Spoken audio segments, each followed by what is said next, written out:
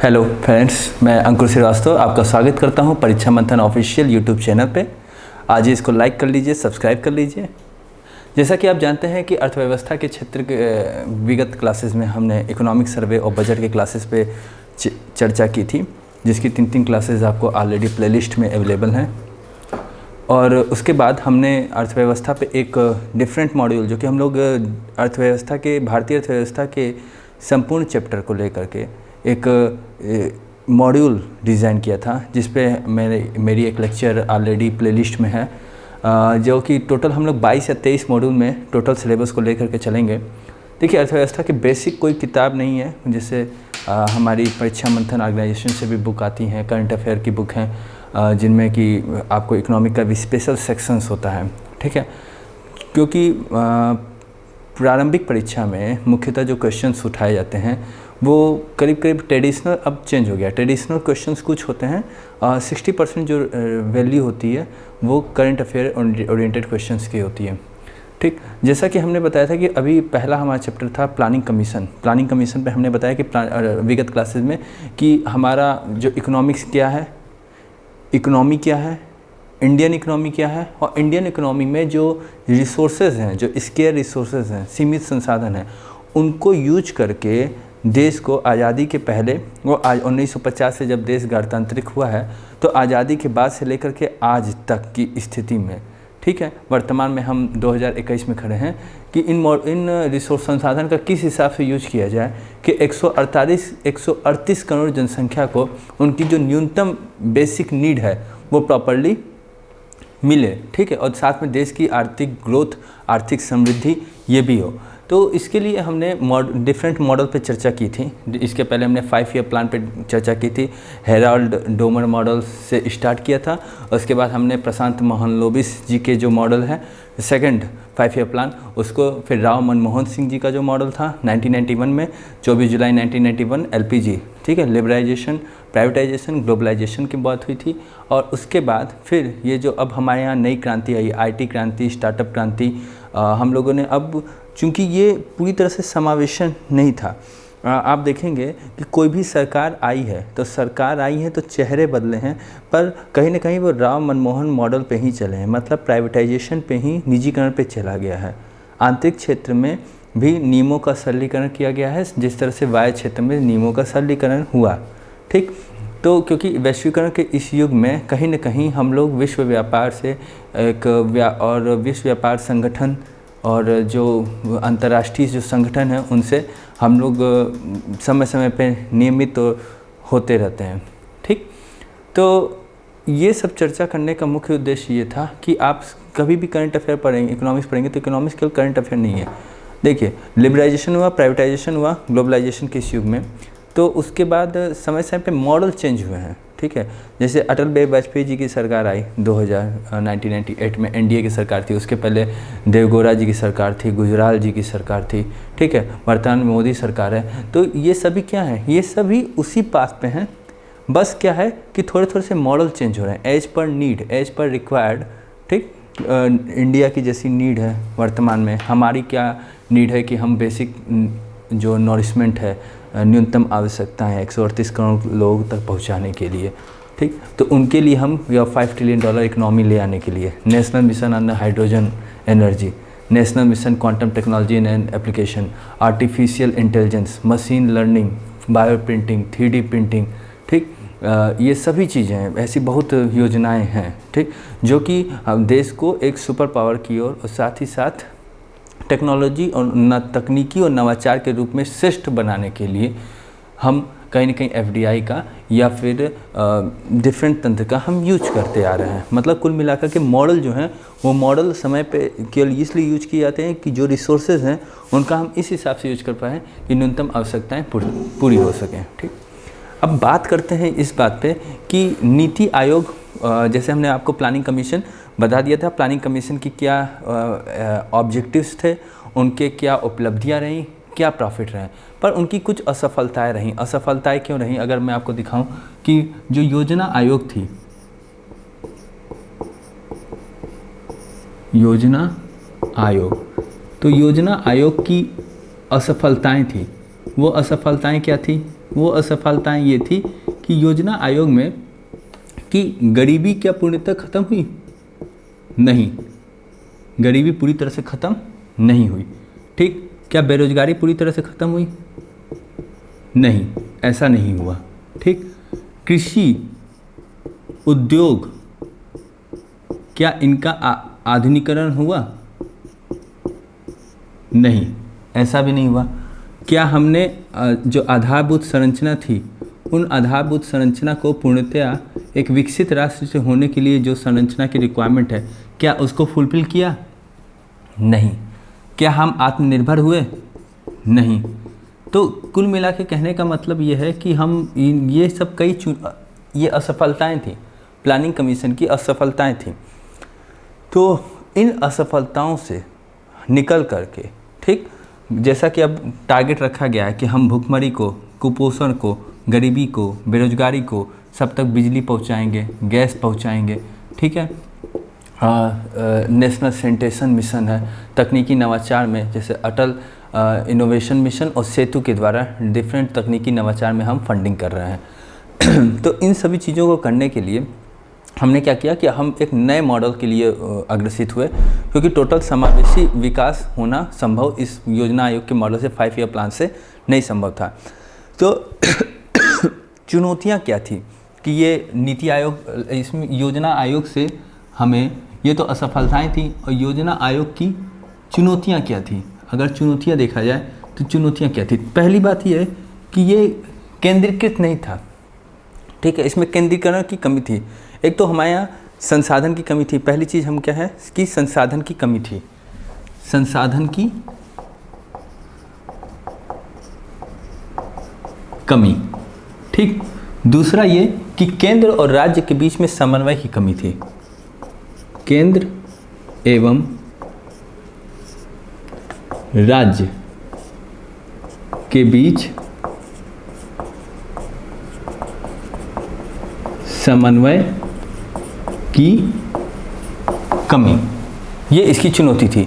साथ में योजना, ये एक प्लानिंग कमीशन क्या था? गैर संवैधानिक था, साथ ही साथ गैर समावेशी था। ये गैर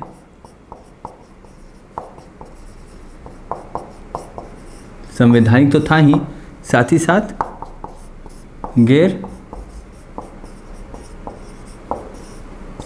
समावेशी था। योजना का एक होना पूरे देश भर के लिए, पूरे देश के लिए एक योजना थी। क्या ये संभव है?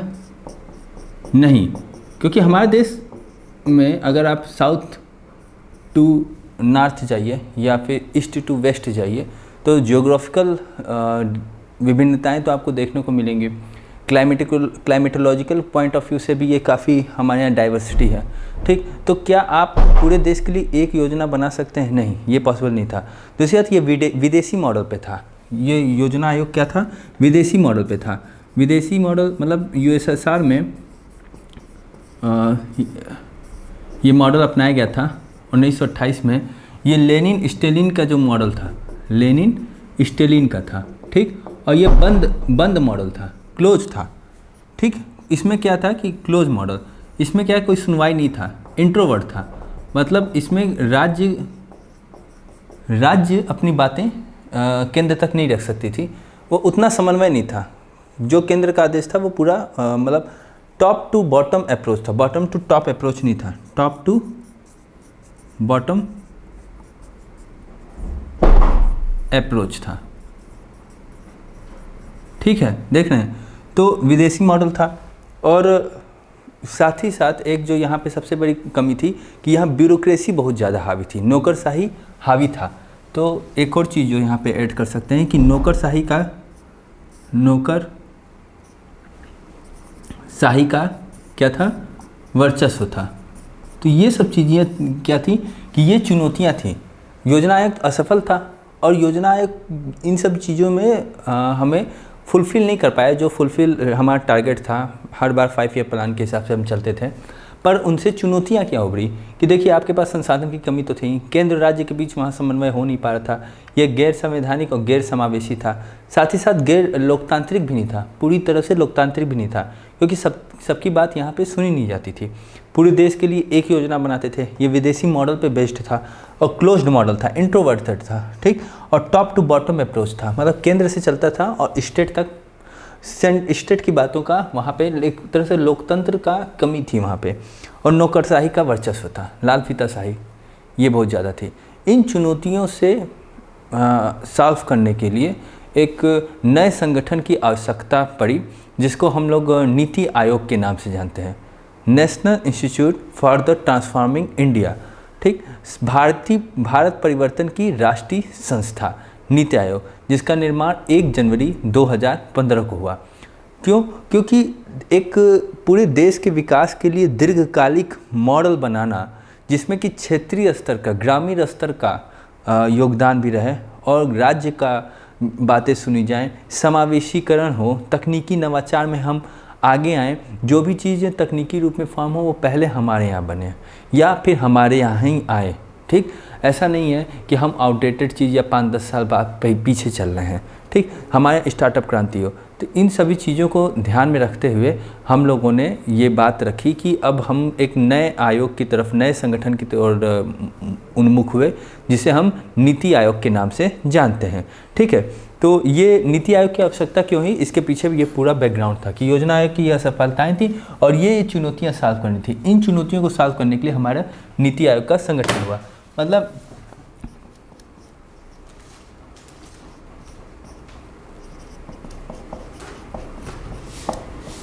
नीति आयोग, नीति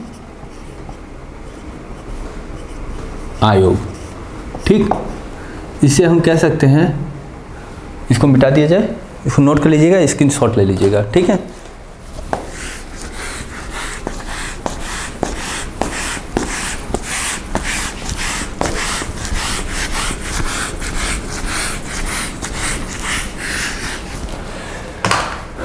ये है national institute for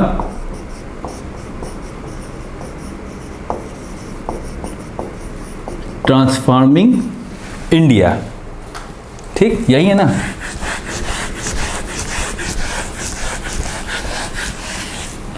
national institute for transforming India, इसका निर्माण कब हुआ था? जैसा कि भारत परिवर्तन के लिए राष्ट्रीय संस्था, भारत परिवर्तन के लिए राष्ट्रीय संस्था। देखिए, इसका जो निर्माण हुआ था वो निर्माण इन्हीं चुनौतियों को सॉल्व करने के लिए दीर्घकालिक देश की आवश्यकताओं को देखते हुए 1 जनवरी 2015 को हुआ, ठीक।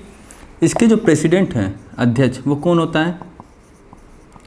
इसके प्रेसिडेंट कौन होते हैं? पीएम, प्राइम मिनिस्टर, वर्तमान में श्री नरेंद्र मोदी जी हैं, ठीक। इसके सीईओ वर्तमान में कौन है? अमिताभ कांत, ये क्वेश्चन पूछ सकता है, ठीक। और इसके उपाध्यक्ष, वर्तमान में इसके उपाध्यक्ष कौन है? राजीव कुमार जी। यहाँ पे एक क्षेत्रीय परिषद भी होता है। क्षेत्रीय परिषद क्यों होता है? देखिए, क्षेत्रीय परिषद का ज़रूरत तब पड़ती है जब विवाद 2 या 2 से अधिक राज्यों के बीच में होती है।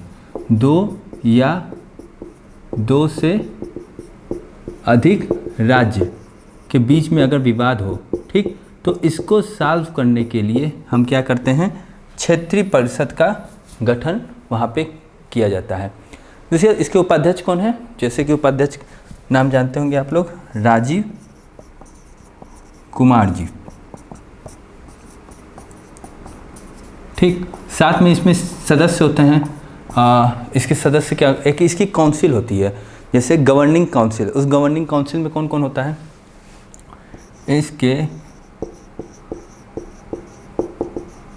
गवर्निंग काउंसिल, तो इसमें कौन कौन होंगे? देखिए, सभी स्टेट के सीएम होंगे, ठीक। वो स्टेट जैसे यूनियन टेरिटरी जहाँ पे सीएम नहीं होते हैं वहाँ के प्रशासक होंगे, और साथ में उपराज्यपाल, ठीक। तो ये उसका गवर्निंग काउंसिल होता है। ठीक। साथ में यहाँ पे इसके सदस्य होते हैं, जैसे मेंबर ऑफ पार्लियामेंट होते हैं, वो कैबिनेट मंत्री, जो मेंबर ऑफ पार्लियामेंट लोकसभा के हों और जो केंद्र, और साथ ही साथ वो केंद्रीय मंत्री हों, वो एज ए सदस्य के रूप में वहाँ पे होते हैं। तो इसके सदस्य होते हैं, 4 सदस्य होते हैं, जैसे राजनाथ सिंह जी हैं, ठीक है, आपके साथ में कृषि मंत्री, मतलब चार इंपॉर्टेंट मिनिस्टर्स जो होते हैं उनको समय समय पे रखते हैं। तो ये टोटल उसका स्ट्रक्चर है नीति आयोग का। National institute for the transforming India, Bharat परिवर्तन के लिए राष्ट्रीय संस्था। इसके गवर्निंग काउंसिल में इतने लोग होते हैं, सीएम, प्रशासक, उपराज्यपाल। ठीक। उसका निर्माण 1 जनवरी 2015 को हुआ था। प्रेसिडेंट इसके प्राइम मिनिस्टर हैं, सीईओ अमिताभ कांत जी हैं, उपाध्यक्ष राजीव कुमार जी हैं, और क्षेत्रीय परिषद का गठन किया जाता है जब 2 या 2 से अधिक राज्यों के बीच में कोई विवाद की स्थिति होती है, तो उन विवादों को या उन बातों को सॉल्व करने के लिए यहाँ पे ये किया जाता है। अब इसका जो मुख्य उद्देश्य क्या था, एम क्या था, इसको नोट कर लिए आप लोग, मिटा दिया जाए, इसको स्क्रीनशॉट ले लीजिएगा। इसका उद्देश्य क्या था? पहला उद्देश्य ये था कि जो चुनौतियाँ प्लानिंग कमीशन के दौरान उत्पन्न हुई थी, उन चुनौतियों को सॉल्व करते हुए, ठीक, देश की दीर्घकालिक आवश्यकताओं की पूर्ति के लिए इसका निर्माण किया गया था। ठीक है। तो इसका उद्देश्य अगर देखिए,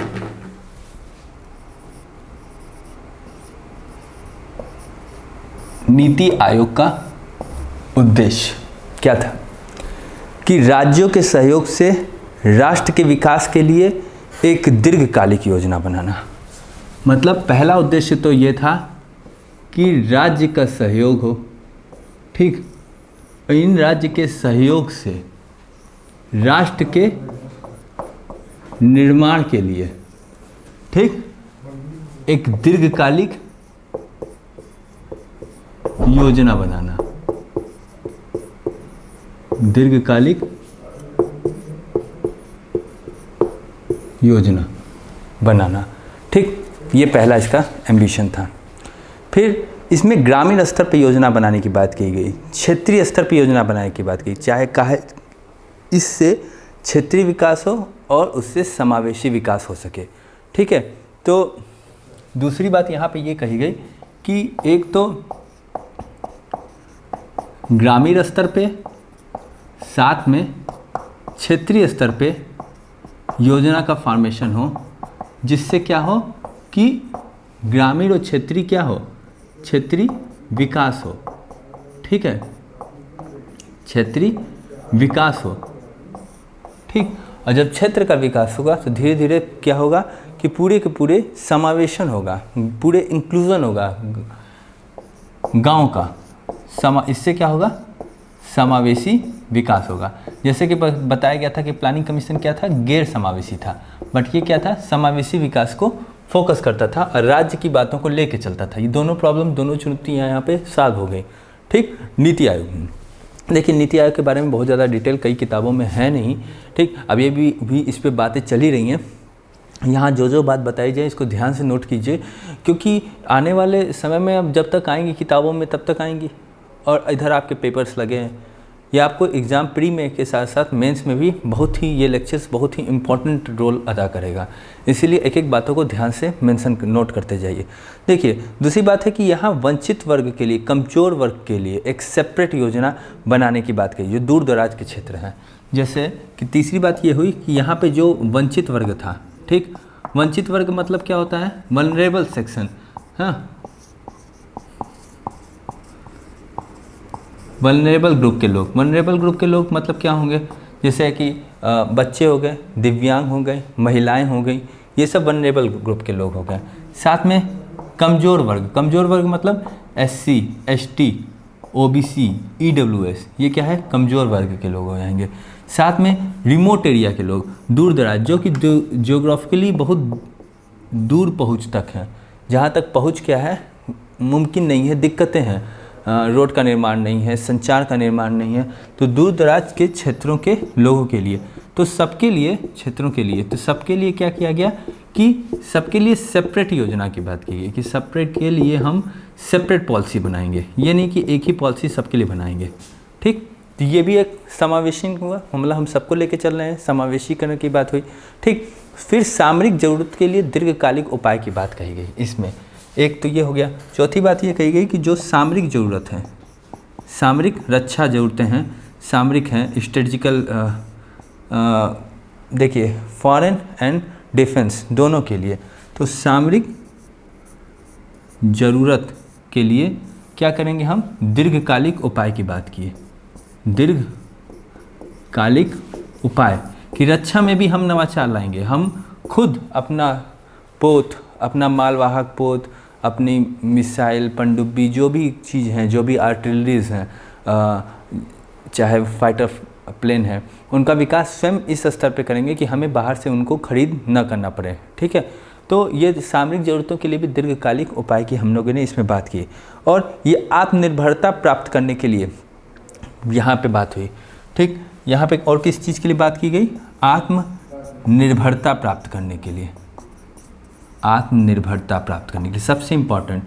ठीक, इसलिए आत्मनिर्भर भारत पैकेज की बात बार बार कही जा रही है, आत्मनिर्भरता प्राप्त करने के लिए बात की गई है। ठीक है, और ये क्या है, ये स्वदेशी मॉडल था। स्वदेशी मॉडल मतलब जैसे देश की नीड है वैसे बनाया गया था, स्वदेशी मॉडल था। ठीक, ये क्या था, ये विदेशी मॉडल नहीं था। तो कुछ हिसाब से अगर बात की जाए तो इसका ऑब्जेक्टिव क्या है कि हमें दीर्घकालिक रणनीति बनानी है। ठीक है, राष्ट्र के विकास के लिए राज्यों के सहयोग से, पहली चीज़। दूसरी चीज़, ग्रामीण और क्षेत्रीय स्तर पर भी बातों को लेकर चलना है कि क्षेत्रीय लेवल पे विकास हो सके, जिससे कि फाइनली समावेशी विकास हो सके पूरे पैन इंडिया लेवल पे। तीसरी बात, ये वंचित वर्ग के लिए, वनरेबल सेक्शन के लिए, साथ में कमज़ोर वर्ग के लिए और दूर दराज के क्षेत्रों के लिए हम सेपरेट पॉलिसी बनाएंगे। सामरिक जरूरतों के लिए दीर्घकालिक उपाय करेंगे, आत्मनिर्भरता प्राप्त करने की कोशिश करेंगे, और स्वदेशी मॉडल है, स्वदेशी मॉडल है मतलब जैसी हमारी नीड है वैसी बनाई गई है। ये ऐसा नहीं है कि मतलब कहीं से हमने कॉपी कर लिया है। तो ये आपकी बात थी टोटल नीति आयोग की ऑब्जेक्टिव की। ठीक है, अब जैसे अगर बात कीजिए कि डिफरेंस क्या है प्लानिंग कमीशन और नीति आयोग में, डिफरेंस क्या है, तो क्या बताएंगे। अगर इसको नोट कर लिए, इसको मिटा दिया जाए। ठीक है, स्क्रीनशॉट ले लीजिएगा आप लोग। देखिए, नीति आयोग और प्लानिंग कमीशन में डिफरेंस क्या था। पहली चीज़ तो आप देख ही रहे हैं कि कुछ पॉइंट पे बात करेंगे, जैसे अगर उसके मॉडल पे बात कर लिया जाए। ठीक, उसके बाद उनके ऑब्जेक्टिव पे बात कर लिया जाए। ठीक, और क्या उनका अप्रोच क्या था। जैसे इसका अप्रोच क्या है, इसका अप्रोच बॉटम टू टॉप है। प्लानिंग कमीशन का अप्रोच क्या था, टॉप टू बॉटम था। ठीक, ये एक तरह से एक विकेंद्रीकृत मॉडल है। ठीक, जबकि वो क्या था, केंद्रीकृत मॉडल था। तो अगर हम डिफरेंस की बात करें कि आपको कहने को आ जाए कि भाई आप प्लानिंग कमीशन के बीच में और जो नीति आयोग बना है उसमें आप क्या डिफरेंस करना चाहेंगे, क्या क्या पॉइंट आप रखना चाहेंगे। ठीक, तो कौन से पॉइंट हो सकते हैं। पहली चीज़ देखिए, पहले बात की स्थापना की बात किया जाए तो इसकी स्थापना कब हुई थी, बताएगा कोई, आप लोग पता है इसकी स्थापना कब हुई थी। 15 मार्च, सब बताया गया है, 15 मार्च 1950। जबकि इसकी स्थापना कब हुई है, 1 जनवरी 2015। ठीक, दूसरी बात, अगर मॉडल पे देखा जाए तो ये कौन सा मॉडल है, ये विदेशी मॉडल है। और ये कौन सा मॉडल है, ये आपका स्वदेशी मॉडल है। ठीक है, यूएसएसआर के लेनिन स्टालिन के कॉन्सेप्ट पे 1928 में एक 5 ईयर प्लान के बेसिस पे ये चला था कि हर साल हम 5 ईयर पे इसको रिवाइज करते जाते थे। तो ये एक विदेशी मॉडल था, इसलिए हमारी आवश्यकताओं की पूर्ति ये पूर्णतया कर नहीं सका। और यहाँ पे केंद्रीकृत मॉडल था। केंद्रीकृत मॉडल मतलब कि यहाँ पे सेंट्रल की बातों को ही तरजीह दी जाती थी। केंद्रीकृत मॉडल, स्टेट की कोई सुनवाई ज़्यादा थी नहीं। ठीक, जबकि ये क्या है, विकेंद्रीकृत मॉडल है। यहाँ पे विकेंद्रीकरण है, इस मॉडल में क्या है, विकेंद्रीकरण है। ठीक, मतलब यहाँ पे राज्यों के सहयोग की अगर बात किया जाए तो यहाँ पे राज्य का सहयोग था नहीं। अगर राज्य के सहयोग की बात की जाए, राज्य का सहयोग, तो यहाँ पे क्या था, अनुपस्थित था, अब्सेंट, अनुपस्थित। जबकि यहाँ पे क्या है, यहाँ राज्य का सहयोग क्या है, उपस्थित है। यहाँ राज्य की सुनवाई हो रही है, जबकि वहाँ राज्य की सुनवाई नहीं थी। ठीक, अगर इसका अप्रोच देखा जाए तो इसका अप्रोच क्या है, इसका अप्रोच यही है, स्टेट से लेकर के हम सेंटर तक जाते हैं। मतलब इसे आप क्या कहेंगे, इसे कहेंगे बॉटम टू टॉप अप्रोच। ठीक, जबकि यहाँ पे अप्रोच क्या था, यहाँ पे अप्रोच था टॉप टू बॉटम। यहाँ ऊपर से नीचे जाना था, और यहाँ क्या है, नीचे से लेकर के हम ऊपर तक जा रहे हैं। ये कॉन्सेप्ट, ये डिफरेंस था। दूसरी बात, अगर नौकरशाही की बात की जाए तो यहाँ नौकरशाही क्या था, हावी था, नौकरशाही। तो यहाँ पे क्या था, यहाँ वर्चस्व था। जबकि यहाँ पे क्या है, यहाँ भी है नौकरशाही, इसको नियमित करती है, ठीक, चलाती है। पर यहाँ पे इसका क्या है, नौकरशाही का प्रभुत्व उतना है नहीं, सीमित है, सीमित अप्रोच है। ये सभी देशों के लिए एक मॉडल मानते थे, पूरे सभी देश के लिए, पूरे देश के लिए, अगर देश भर के लिए कहा जाए तो देश के लिए, इंडिया के लिए टोटल एक मॉडल। जबकि ये यहाँ पे क्या बात करते हैं हम, यहाँ हम कहते हैं क्षेत्रीय स्तर पे मॉडल की बात करते हैं, कि क्षेत्रीय या फिर ग्रामीण स्तर पर मॉडल की बात करते हैं, क्षेत्रीय स्तर पे मॉडल की बात करते हैं। ठीक, जबकि यहाँ पे क्या करते थे कि देश भर के लिए मॉडल की, पूरे एक मॉडल की बात करते हैं। तो ये डिफरेंस है नीति आयोग और, अगर आप उसमें देखिएगा प्लानिंग कमीशन में, तो सीधा ये एक डिफरेंस था। दूसरी बात, यहाँ पे कोई लक्ष्य नहीं डिसाइड था। लक्ष्य मतलब कि कोई टाइम नहीं था, टाइम लिमिट की यही लक्ष्य है, इस टाइम पे कोई चीज़ें फिक्स हो जानी चाहिए, मतलब कोई एम एंड टाइम लिमिट नहीं थी। यहाँ पे एम एंड टाइम लिमिट है, यहाँ पे एम एंड टाइम लिमिट है कि भाई हमें 2022 तक क्या करना है, गरीबी ख़त्म कर देना है, 2022 तक भूखमरी ख़त्म करना है, 2023 तक सबको इंटरनेट दे देना है, 2020 तक सबको शौचालय दे देना है, 2024 तक सबको घर में पानी दे देना है, 2025 तक सबके घर में पानी शहर तक दे देना है, ठीक है, 2019 तक सबको गैस दे देना है। मतलब यहाँ पे हर टारगेट आपका डिसाइड है कि इतने इतने समय तक ये सब चीज़ें होनी चाहिए, पर यहाँ पे कोई एम एंड टाइम लिमिट नहीं थी। ठीक है, यहाँ पे तकनीकी और नवाचार पे जोर है, पर यहाँ पे तकनीकी नवाचार पे जोर नहीं है। ये भी एक इम्पॉर्टेंट पॉइंट है कि यहाँ पे, एक तो ये पॉइंट है, दूसरी बात यहाँ पे तकनीकी पे एंड टेक्नोलॉजी एंड नवाचार, इनोवेशन पे जोर था, टेक्नोलॉजी एंड इनोवेशन, इस पे क्या था, जोर था। जबकि यहाँ पे क्या है, यहाँ पे ऐसी कोई बात नहीं थी, यहाँ बातें थी बट उतनी ज़्यादा नहीं थी। ठीक है, तो ये क्या कहते हैं, ये आपका डिफरेंस है planning commission and NITI Aayog में। इसको नोट कर लीजिएगा, स्क्रीनशॉट ले लीजिएगा। ठीक है, दूसरी बात, ये 5 वर्षीय योजना थी, इसको मिटा दिया जाए। नोट कर लिया आप लोग।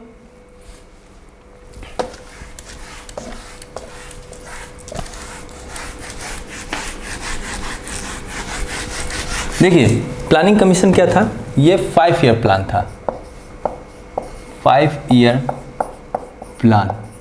बट क्या नीति आयोग 5 ईयर प्लान है? मैंने क्या बताया था कि नीति आयोग क्या करता है, नीति आयोग 15 साल का विजन है, 3 साल का एक्शन है, ठीक है, और 7 साल की क्या है, एक रणनीति, स्ट्रेटजी लेके चल रहा है।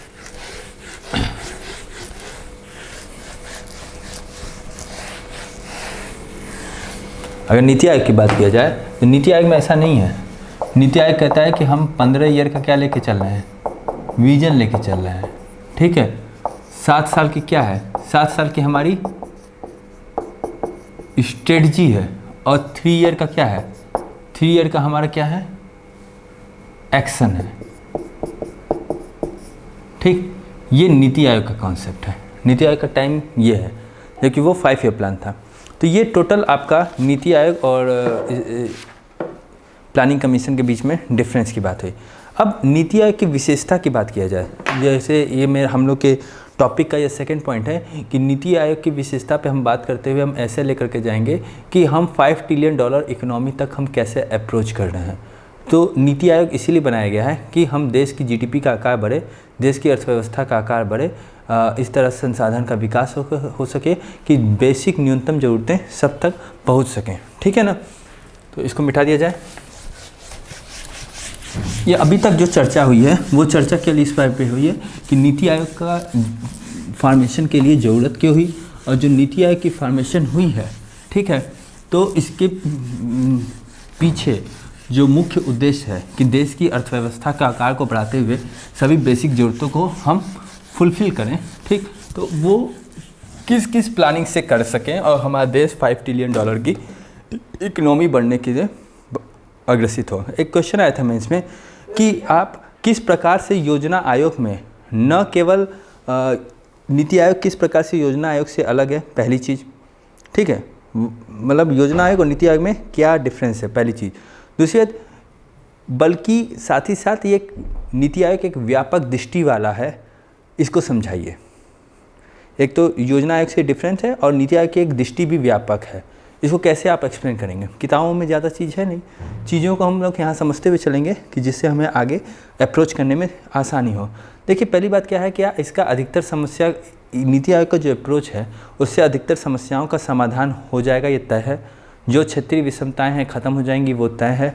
और देश का भाग्य और किस्मत पूरी तरह बदलेगी, ये भी करीब करीब तय है। पर ये क्या अंतिम न्याय होगा, ये हम कह नहीं सकते, ये मैं नहीं कह सकता। अंतिम न्याय होगा कि नहीं होगा ये कहना अभी मुश्किल है, पर ये एक मील का पत्थर साबित हो सकता है। मील में जब आप रास्ते में चलते हैं तो कई पत्थर होते हैं, तो एक पत्थर ये साबित हो सकता है कि भाई हम यहाँ तक हम कुछ न कुछ बेहतर कर सके, कि हमारी इतनी स्ट्रेटजी, इतनी एक्शन, इतना हमारा विजन हो गया। तो नीति आयोग की अगर विशेषता की बात करें तो नीति आयोग की विशेषता के बारे में आप क्या बता सकते हैं। विशेषता वही बात है नीति आयोग की विशेषता में कि बॉटम टू टॉप अप्रोच है, ठीक, राज्य का केंद्र राज्य का समन्वय है, ठीक। दूसरी बात की विकेंद्रीकृत है, बहुत ज़्यादा समावेशी है, लोकतांत्रिक है, नौकरशाही कम है, तकनीकी नवाचार बहुत ज़्यादा है। तो तकनीकी नवाचार इसमें बहुत गहरा है, मतलब है ही नहीं, बहुत गहरा है। अगर तकनीकी और नवाचार की बात किया जाए, तकनीकी एंड नवाचार, तो नीति आयोग में तकनीकी टेक्नोलॉजी इनोवेशन बहुत ज़्यादा है। देखिए अटल इनोवेशन मिशन और सेतु, अटल इनोवेशन मिशन और सेतु के द्वारा जितने भी फंडिंग हो रही हैं, ठीक, टेक्नोलॉजी इनोवेशन में, वो अटल इनोवेशन और सेतु के माध्यम से हो रही है। राइजिंग इंडस्ट्री की बात हो रही है, राइजिंग इंडस्ट्री जैसे 3D printing, bio printing, artificial intelligence, machine learning, quantum technology and application, super computing, national mission on the super computing. तो ये सब चीज़ों का जो अप्रोच हो रहा है, ये सब क्या है, ये आपकी राइजिंग इंडस्ट्री है। हाइड्रोजन एनर्जी, ये तो टेक्नोलॉजी। अब टेक्नोलॉजी एनर्जी विजन, यहाँ पे ये जो टेक्नोलॉजी है इसका एनर्जी विजन देखिएगा। तो एनर्जी विजन क्या है, एनर्जी विजन यहाँ पे 3 एनर्जी की बात कर रहा है। एक तो सोलर एनर्जी की बात कर रहा है, जिसको आप लोग सब लोग जानते होंगे। दूसरी किसकी बात कर रहा है कि फ्यूल सेल की बात कर रहा है, फ्यूल सेल।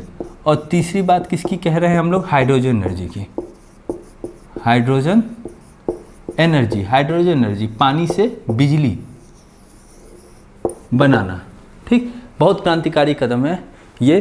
तो इसमें क्या है, ये 1 अप्रैल से शुरू हो गया है। नेशनल हाइड्रोजन एनर्जी मिशन जो है ये आपका कब से शुरू हो गया है, 1 अप्रैल से शुरू, मतलब आज 31 तारीख है, कल से स्टार्ट हो जाएगा, ठीक। 2021 में नेशनल हाइड्रोजन एनर्जी मिशन है। इसमें करीब करीब PLI के तहत सबसे ज़्यादा, अगर यहाँ पे PLI के तहत अगर फंडिंग दिया गया है तो इसमें दिया गया है। जैसे प्रोजेक्ट लिंक्ड इनोवेशन, ये इंसेंटिव जो है, प्रोजेक्ट लिंक्ड इंसेंटिव, ये मैंने आपको बताया था, वर्तमान में 13 सेक्टर में है बजट में। तो इसमें क्या है, 13 सेक्टर में है, और जिसमें कि सबसे ज़्यादा फंडिंग जो है हाइड्रोजन एनर्जी मिशन में दिया गया है। ये दिया गया है 1,97,000 करोड़ रुपए, इतने ज़्यादा फंडिंग इसमें दिया गया है, ठीक। ये सरकार का विजन जो है सोलर को लेकर के उतना नहीं है, ध्यान दीजिएगा। सरकार का विजन अगर आप कहते हैं सोलर को लेकर के है तो वो कहेगा कि बहुत ज़्यादा पढ़े लिखे, मतलब बहुत ज़्यादा आपने इस पर गहराई में अध्ययन नहीं किया है। सरकार का विजन सोलर के साथ इसमें सबसे ज़्यादा हाइड्रोजन एनर्जी को लेकर के है। 2021 से लेकर के 2025 तक इसका अप्रोच क्या है? 2021 से लेकर के 2025 तक क्या है? नेशनल हाइड्रोजन एनर्जी मिशन, ये है 2021 से लेकर के 2025 तक, ये नेशनल हाइड्रोजन एनर्जी विजन है। ठीक, तो उसके बाद बात हो रही है बायोफ्यूल की, बायोगैसीफायर की।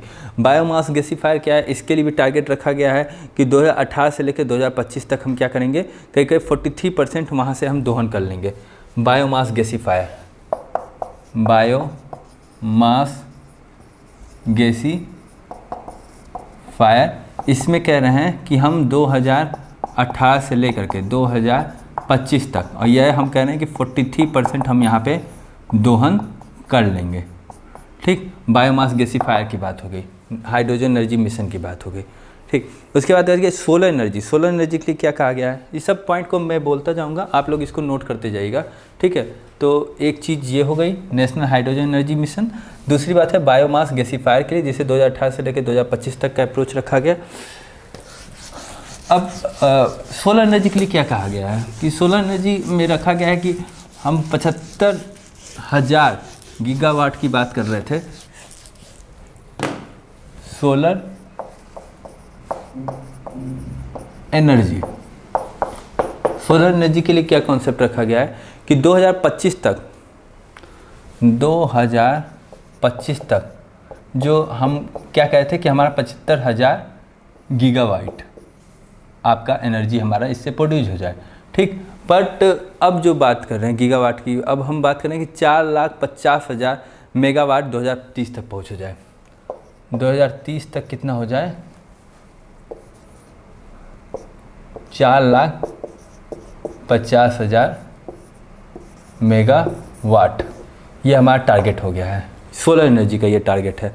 ठीक, 2030 तक हम ये चाहते हैं कि 2030 तक 50% जो हमारी ऊर्जा है, 50 नहीं, आप ये मान के चलिए कि 55% ऊर्जा वो गैर परंपरागत साधन से हम प्राप्त कर सकें। 55% किससे? हम गैर परंपरागत जो सोर्सेज हैं एनर्जी के, गैर परंपरागत में फ्यूल सेल्स फोसिल्स भी आते हैं, जैसे गैस हाइड्रेट है, ठीक है, कोल बेड मीथेन है, सेल गैस है, ये सब भी आते हैं। इसमें यही केवल ये नहीं है कि अच्छी ऊर्जा बात होती है, जैसे आपका गैस हाइड्रेट है ये इसमें आएगा। ठीक है, साथ में कोल बेड मीथेन है, ये इसमें आएगा। तो ये बात है कि 2000 सोलर एनर्जी 2025 तक हमें इतना करना, 2030 तक हम इतना मेगावाट तक ले जाएंगे। 2030 तक हम ये कहते हैं कि 55% हम ऊर्जा जो होती है वो फौजी से गैर परंपरागत जो रिसोर्स हैं उनसे हम कंप्लीट कर लेंगे। और 2050 तक हम कंप्लीट ऊर्जा, 2050 तक कंप्लीट क्या करेंगे, हम फौजिल से फ्री हो जाएंगे। 2050 तक कंप्लीट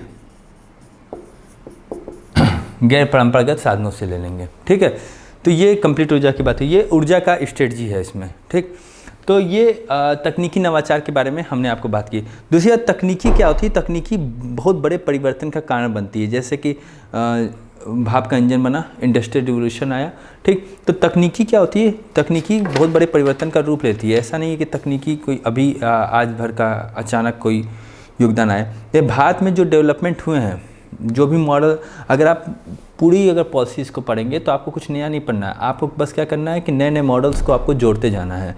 ठीक है, डेवलपमेंट उसी दायरे पे हो रहा है। जैसे राव मनमोहन जिनका एलपीजी मॉडल था, उसी मॉडल पे हम लोग आगे धीरे धीरे बढ़ रहे हैं, पर हम लोग मिश्रित से आगे बढ़ चुके हैं। बस ये कि हमें नया मॉडल ऐड करने हैं। ये टोटल इकोनॉमिक्स करंट अफेयर नहीं है। ठीक है, इकोनॉमिक्स क्या पहले से चला आ रहा है, आपको उसमें बस नए नए मॉडल ऐड कर देने हैं। ठीक है, क्या हाइड्रोजन एनर्जी मिशन क्या आज का है कि सोलर एनर्जी मिशन आज का है? इसके लिए स्टेप्स पहले भी लिए जा चुके हैं। आज इनका रूप इस तरह से हमें दिख रहा है, तो ये क्या है, समय हिसाब से हमें दिख रहा है कि जैसे ये आगे आ रहा है। तो हम अब बात करते हैं कि ये आपका तकनीकी नवाचार की बात हुई। ठीक। एक तो देश के लिए दीर्घकालिक रणनीति बनाता है, तकनीकी नवाचार बनाता है, और क्यों? क्योंकि ये परिवर्तन का सबसे बड़ा कारण हो सकता है। नीति आयोग थिंक टैंक के रूप में कार्य करता है कि हमें मॉडल किस हिसाब से हमें अप्रोच करना है। ठीक, ये विशेषता की बात हम कर रहे हैं कि नीति आयोग की विशेषता क्या है। ये सब क्या है? ये सब $5 ट्रिलियन इकोनॉमी की ओर ले जा रहे हैं, क्योंकि हमारा क्या होगा, हमारा सब कैड नहीं होगा, ठीक, करंट अकाउंट डेफिसिट नहीं होगा, हमारा सरप्लस होगा। हम इनोवेशंस को, टेक्नोलॉजी को बाहर भेजेंगे।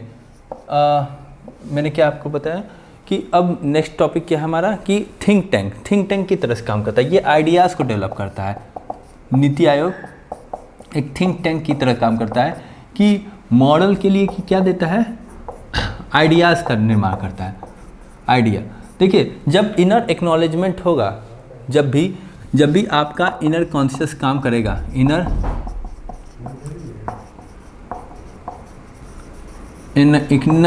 एक्नॉलेजमेंट हो गई तो फीलिंग आएगी, और जब फीलिंग आएगी तो उसके लिए सेंसिटिविटी होगी, और जब सेंसिटिविटी होगी तो फिर थॉट होगा, और जब थॉट होगा तो उसके लिए थिंकिंग होगी, और जब थिंकिंग होगी देन फाइनली क्या होगा, आइडिया निकल के आएंगे। यहाँ यही होता है कि थिंक टैंक का काम करता है। थिंकिंग होती है जिससे आइडियाज निकलते हैं डिफरेंट मॉडल के लिए, ये इसका अप्रोच होता है। ठीक, अब इसमें एक चीज़, दूसरी बात अब जो जानने वाली बात है वो ये है कि ये प्लानिंग कमीशन के तुलना में क्या होता है, जानते ही हैं, लेसर ब्यूरोक्रेट है, यहाँ पे नौकरशाही उतनी नहीं है। दूसरी बात, यहाँ पे क्या है कि ये ओपन है। अगर एक और विशेषता लिखने को दिया है तो यहाँ पे क्या है, नौकरशाही इतनी है नहीं, कहेंगे नहीं भाई है, बट क्या है, सीमित है। नौकरशाही क्या है, यहाँ पे सीमित कर दिया गया है। ठीक है। दूसरी बात कि यहाँ पे बॉटम टू टॉप का अप्रोच है, और यहाँ पे एम और टाइम जो है वो एकदम डिसाइड है कि इतना ही टाइम होना चाहिए, और ये ओपन माइंडेड है, मतलब आधुनिक विचार वाला है। ओपन, एक्सट्रोवर्ट, आधुनिक विचार। आधुनिक मतलब क्या, आधुनिक विचार। जैसे आज यहाँ पे हम सब, आप जैसे हैं, ये ऐसे ही लोग यूएस में भी होंगे, ऐसे ही लोग यूके में होंगे। ऐसा नहीं कि आप पगड़ी धोती वोती पहन करके आए हैं। ठीक है, 18वीं 17वीं शताब्दी के नहीं हैं। ठीक, जिन्स आपके पास है, जिन्स उनके पास भी है, मोबाइल आप भी यूज करते हैं, मोबाइल वो भी यूज करते हैं, पहनावा आपका भी है, पहनावा उनका भी है, क्योंकि ग्लोबलाइजेशन के युग में आज क्या है, सब लोग एक दूसरे से जुड़े हुए हैं। ठीक है, तो ये क्या है, ये आधुनिक मतलब आज का, वो पुरातन काल से परे जा कर के। ठीक, तो ये आधुनिक विचार वाला है। नौकरशाही यहाँ पे सीमित है। यहाँ के एम एंड टाइम सब चीज़ का डिसाइड है। इसको मिटा दिया जाए, जो चीज़ बताया जाए उसको वहीं पे पॉइंट टू पॉइंट फटाक से नोट करते जाइए, क्योंकि समय भी कम है। दूसरी बात है कि जगह भी कम है, कि सब चीज़ों को लग करके छोड़ा नहीं जा सकता। ठीक, तो ये थिंक टैंक की तरह से काम करता है। एम और टाइम सब चीज़ का डिसाइड है। एम एंड टाइम ये क्या है, डिसाइड है कि सबको हमें बेसिक ज़रूरतें देनी है, सबको जो भी चीज़ें प्रोवाइड करनी है उसका एक हमें टाइम जो है वो डिसाइड है। जैसे सब तक शौचालय कब तक दे देंगे, सब तक शौचालय, ये शौचालय फॉर ऑल। ठीक, ये टॉयलेट फॉर ऑल का कॉन्सेप्ट है। ये कब है, 2020 तक है। ठीक है, सब तक गैस कब तक दे देंगे, 2019 तक। ठीक, उसके बाद ये कहा गया कि सब तक बिजली, ये कब तक दे देंगे, सब तक बिजली। इसमें दो कॉन्सेप्ट हैं। एक तो 2018 तक कहते हैं कि हम हर गांव में 2018 तक बिजली दे देंगे। दूसरी बात 2022 तक हर घर में दे देंगे। ठीक, फिर अगर बात कीजिए जल जीवन मिशन, सब तक जल, ये बात करते हैं हम 2024 तक दे देंगे। और सब तक जल शहरी अर्बन, ये इसकी बात कब तक कर रहे हैं, 2025 तक कर देंगे। मतलब देख रहे हैं, सब तक जो बेसिक चीज़ें हैं उनका टाइम जो है यहाँ पे क्या है, वो डिसाइड है। ऐसा नहीं है कि ये फिर कभी बाद में होगा या फिर पहले होगा, ऐसा नहीं है, सबका टाइम डिसाइड है। इंटरनेट की बात कीजिए, सब तक इंटरनेट कब तक दे देंगे, ये डायरेक्ट एग्जाम में क्वेश्चन आता है, 2023 तक। 2023 तक सबको इंटरनेट दे देंगे। किसानों की आय डबल कर देंगे, किसान निर्यात डबल कर देंगे, तभी तो 5 ट्रिलियन इकोनॉमी बढ़ेगी। किसान की आय क्या कर दिया हमने, और किसान जो कृषि निर्यात हैं, और कृषि निर्यात है, वो क्या कर देंगे, दोनों डबल कर देंगे। कब तक, 2022 तक। ये किसानों ऊर्जा ग्रिड भी डेवलप कर सकते हैं। जो उनका सोलर पंप है उसको नल जो पंप है, ट्यूबवेल पंप, उसको सोलर पंप में कन्वर्ट कर रहे हैं। उसके लिए कौन सी योजना है, कुसुम योजना। तो वो क्या है, उसको सब्सिडाइज रेट पे हम दे रहे हैं। तो वो एनर्जी खुद प्रोड्यूस करेंगे और उसको ऊर्जा ग्रिड के माध्यम से एक्स्ट्रा एनर्जी बेच भी सकते हैं। तो इस हिसाब से उनकी आय बढ़ने का डिफरेंट जो है माध्यम हम प्रोवाइड कर रहे हैं। तो किसानों की आय बढ़ी, कृषि निर्यात बढ़ा। कब, 2022 तक। अगर 2025 तक हम कह रहे हैं कि 43% ऊर्जा, और 2030 तक अगर इसको मिटा दिया जाए,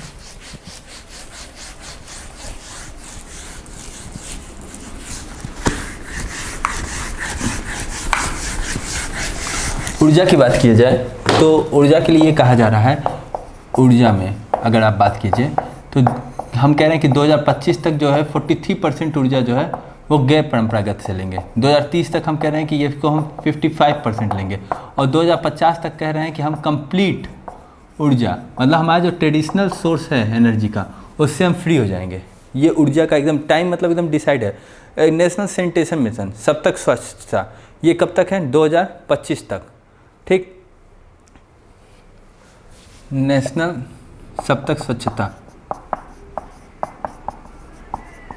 ये है 2025 तक। अब नेशनल सैनिटेशन जो मिशन है, नेशनल सैनिटेशन मिशन 2.0 स्टार्ट कर दिया गया है। ये 2021 से लेकर के 2025 तक चलेगा। इसमें हमें क्या करना है कि जो अपशिष्ट है उसका निराकरण करना है। ठीक, साथ में जो एकल प्लास्टिक होता है, ठीक है, इसको हमें प्लास्टिक कचरा प्रबंधन करना है। तो एक तो अपशिष्ट का, और दूसरी बात है प्लास्टिक कचरा प्रबंधन। ठीक है, सीवेज सिस्टम, ये सीवेज सिस्टम को प्रॉपर हमें डेवलप करना है। चलिए समझ जाइएगा। तो ये ऊर्जा की बात हो गई, सब तक स्वच्छता की बात हो गई, जल की बात हो गई, शहर इंटरनेट की बात हो गई, बिजली, गैस, शौचालय। ठीक है, किसान की आय, भुखमरी गरीबी का भी टारगेट है। कब तक खत्म कर देंगे गरीबी, खत्म कब, 2030 तक। भुखमरी खत्म कब, 2000 बताइए 25 तक। ठीक, फिर उसके बाद गरीबी, भुखमरी के साथ कुपोषण भी खत्म कर देंगे। देखिए यहाँ पे क्या है कि यहाँ पे इनोवेशन काफ़ी गहरा है। गहरा का मतलब जैसे हाइड्रोजन एनर्जी आपको समझना है तो उसके लिए आपको नैनो मटेरियल्स भी समझना पड़ेगा, नैनो टेक्नोलॉजी भी समझना पड़ेगा, सॉलिड स्टेट केमिस्ट्री भी समझना पड़ेगा, डायोड के बारे में समझना पड़ेगा, सेमी कंडक्टिविटी के बारे में भी समझना पड़ेगा। तो यहाँ इनोवेशन केवल ऐसा नहीं कि सतही है, यहाँ इनोवेशन क्या है, काफ़ी गहरा इनोवेशन है। जैसे अगर बात करें, नेशनल साइंस टेक्नोलॉजी एक इनोवेशन पॉलिसी लाया गया है। ठीक, तो इसको नोट कर लिया आपने। ये सब चीज़ें किस लिए हो रही हैं, ये सब चीज़ें ऐसी हो रही हैं कि टारगेटेड करना है, हमें अपनी इकोनॉमी का आकार बढ़ाना है, साथ में हमें अपनी इकोनॉमी का आकार बढ़ा करके $5 ट्रिलियन तक लेकर जाएंगे कि हमारे पास रिसोर्स तो सीमित है और ये सब बेसिक नेसेसिटी क्या है, सबको देनी है, साथ में हमें आत्मनिर्भर होना है। तो ये नीति आयोग का जो है ब्रॉड कॉन्सेप्ट है।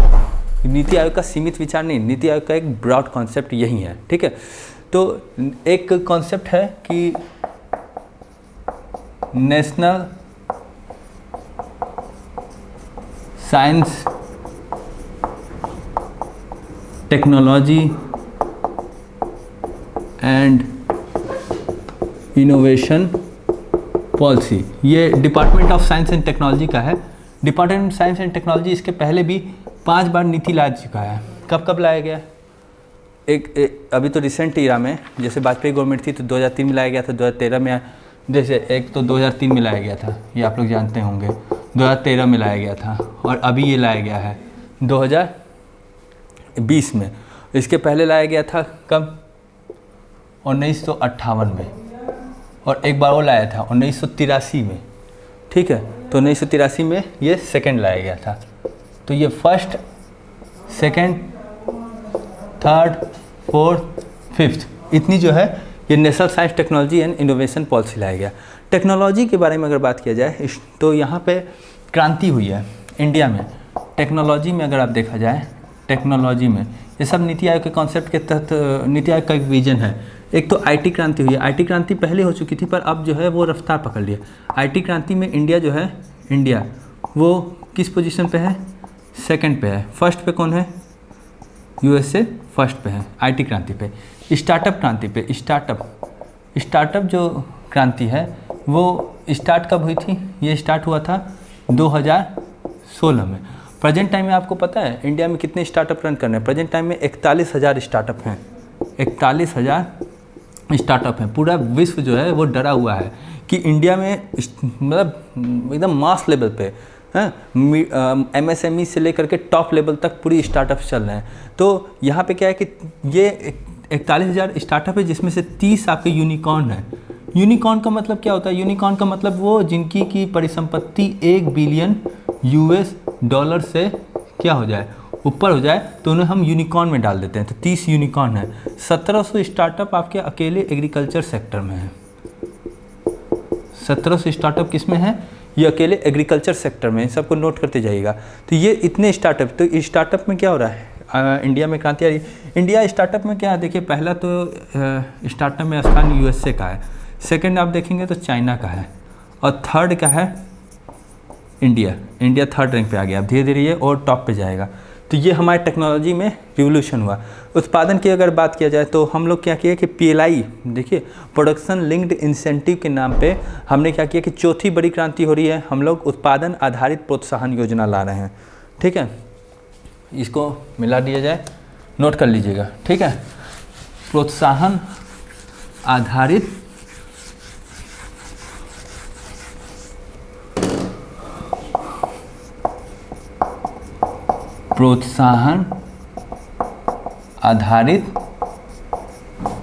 उत्पादन योजना, जिसे क्या कहा गया? PLI, production linked incentive. ये 2020 में, और वर्तमान में इसमें 13 सेक्टर हैं।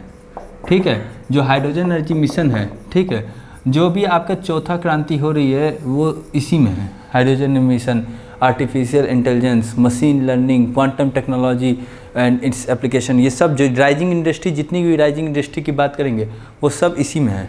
ठीक, जैसे ये इसमें कौन सी आएंगी? राइजिंग इंडस्ट्री की बात किया गया, वर्ड याद रखिएगा, राइजिंग इंडस्ट्री। राइजिंग इंडस्ट्री कौन कौन से आएंगे? जैसे बायो प्रिंटिंग, ये बायोटेक्नोलॉजी का कॉन्सेप्ट आ गया। 3D प्रिंटिंग,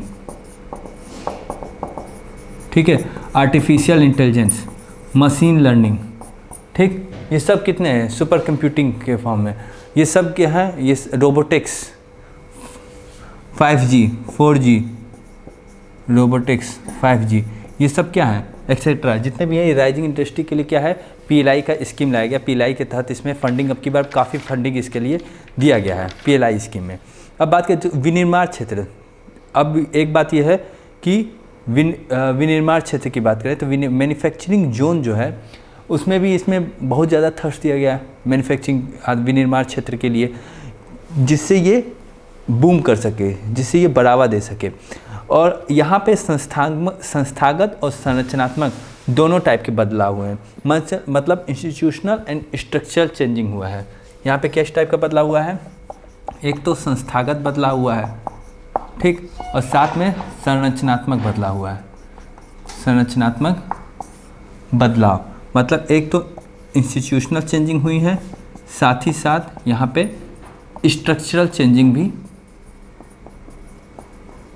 हुआ है। ठीक है, ये आपके नीति आयोग के फंडिंग अंतर्गत ये बातें हुई हैं। मतलब ये अगर इसको लिखने के लिए अगर कहा जाए तो मैं आपको यही कहूँगा लिखने के लिए कि ये आधुनिक होने के साथ साथ तकनीकी नवाचार आदि से भी युक्त है। आधुनिक होने के साथ साथ तकनीकी नवाचार आदि से भी युक्त है और भारत की सभी समस्याओं को, नोट कीजिएगा, आधुनिक होने के साथ साथ तकनीकी और नवाचार से भी युक्त है और भारत की सभी समस्याओं के लिए समाधान के लिए कार्य कर रहा है। ठीक है, ये मॉडल जो है भारत के लिए सभी समस्याओं के लिए तकनीकी के कार्य कर रहा है, जिससे इकोनॉमिक ग्रोथ हो, मतलब आर्थिक समृद्धि हो, साथ में सुशासन हो, ठीक है, ये नोट कर सकते हैं उसमें कि आर्थिक समृद्धि हो, सुशासन हो, ई गवर्नेंस हो, ये सब की बात हुई है। एक इन्वायरमेंटल फ्रेंडली है, यहाँ पे जो भी प्रोग्राम होंगे वो पर्यावरण के निम्नीकरण के लिए नहीं होंगे, वहाँ पे इन्वायरमेंटल फ्रेंडली होंगे। साथ में यहाँ पे योजना का मॉनिटरिंग भी करने की फैसिलिटी दी गई है कि समय समय पे हम योजना की मॉनिटरिंग कर सकें। ठीक, तो एक तो ये है कि यहाँ पे क्या है कि ये जितने भी इसमें प्रोग्राम है वो क्या है, इन्वायरमेंटल फ्रेंडली है। साथ में यहाँ पे जो पॉलिसी हैं उनकी क्या है, उनकी मॉनिटरिंग भी हो सकती है, मतलब कि उनका नियमन समय समय पे उनका हम कि कैसे चल रही है, उनका समन्वय हो रहा है कि नहीं हो रहा है, उनकी मॉनिटरिंग कर सकते हैं। साथ में आधुनिकीकरण, इंडिया में मतलब क्या है कि यहाँ पे आधुनिकीकरण की बात की गई कि यहाँ पे जो भी टेक्नोलॉजी होगी या जो भी स्टार्टअप होगा वो कोशिश ये किया जाएगा कि या तो इंडिया में हो, ठीक, इंडिया फर्स्ट पे हो, या तो इंडिया में हो पहली चीज़, या तो इंडिया में पहले आए। ऐसा नहीं कि इंडिया में आए तो 2 साल 3 साल, ऐसा नहीं, आज हुआ है तो आज हमारे यहाँ है, फर्स्ट, इंडिया फर्स्ट की बात हुई है। और रूरल डेवलपमेंट की यहाँ पे बात की गई है, ठीक, रूरल डेवलपमेंट की, रूरल डेवलपमेंट की बात की गई है। तो इस हिसाब से आप देख सकते हैं कि ये कि किसान की आय दुगना हो, साथ में कृषि का निर्यात दुगना हो। तो इस हिसाब से हम देख सकते हैं कि ये टोटल जो नीति आयोग की जो विशेषता है वो इस हिसाब से दीर्घकालिक उपाय हमें बनाने के लिए कि राष्ट्र का विकास इस तरह से हो कि फाइनली हम आत्मनिर्भर हों, $5 ट्रिलियन इकोनॉमी को फाइंड आउट करें। जो भी हमारे जो स्टेप्स हैं, चाहे एनर्जी सेक्टर्स के स्टेप्स हो, टेक्नोलॉजी के, आईटी क्रांति के लिए, स्टार्टअप क्रांति के लिए हो, जो बेसिक न्यूनतम लोगों तक जो ज़रूरतें हैं, टॉयलेट है, गैस है, बिजली है ना, ये सभी चीज़ें, इंटरनेट, बैंडविड्थ, रोटी कपड़ा मकान, तो बैंडविड्थ को भी फंडामेंटल राइट में दे दिया गया है। ये सभी चीज़ें जो हैं, भुखमरी से हम 21 भुखमरी से हम खात्मा हो जाए, गरीबी 2030 तक ख़त्म हो जाए, ठीक है। तो ये सभी चीज़ों से हम लोग निजात पा सकें, इसके लिए हमारे लिए आर्थिक समृद्धि होना जरूरी है। आर्थिक समृद्धि तभी हो सकती है, $5 ट्रिलियन इकोनॉमी, जब तक हम टेक्नोलॉजी इनोवेशन में हाई न रहें। और टेक्नोलॉजी इनोवेशन को लेकर के नीति आयोग का जो कॉन्सेप्ट है वो काफ़ी गहरा है, जिससे कि आपने नेशनल हाइड्रोजन एनर्जी मिशंस, ठीक है, national science technology missions, national quantum technology, ठीक है, एंड इट्स एप्लीकेशन, इसके बारे में, इससे क्या होगा, इससे जो कंप्यूटर बनेंगे, national quantum technology and mission से, national quantum technology and mission application, इससे जो कंप्यूटर बनेंगे वो सुपर कंप्यूटर से भी आगे होंगे, वो क्वांटम पे काम करेंगे। जो सुपर कंप्यूटर 10 साल में सोचेगा ये 10 मिनट में कर लेगा। साइबर क्राइम रेम सब खत्म हो जाएंगे, तो इस पे भी काम चल रहा है। तो कुल मिलाकर के हमारे देश की अर्थव्यवस्था अपने आर्थिक समृद्धि के साथ साथ $5 ट्रिलियन का आकार लेगा, और जो भी अपनी नागरिकों की न्यूनतम आवश्यकताओं को पूरी करते हुए आत्मनिर्भर बढ़ेगा और तकनीकी नवाचार में आगे बढ़ेगा, ठीक है। इसी के साथ हमारा नीति आयोग का ये आज का लेक्चर ख़त्म हो गया, जिसमें हमने नीति आयोग का फॉर्मेशन क्यों किया गया, उसके पीछे क्या चुनौतियाँ थीं, और फिर नीति आयोग की क्या क्या विशेषता है, क्या प्रायोरिटी है, उसका संगठन कैसा है, और प्लानिंग कमीशन से वो किस हिसाब से डिफरेंस है, इस सब मुद्दे पे हमने चर्चा की। धन्यवाद। नेक्स्ट क्लासेस में हम फिर आपसे मिलेंगे।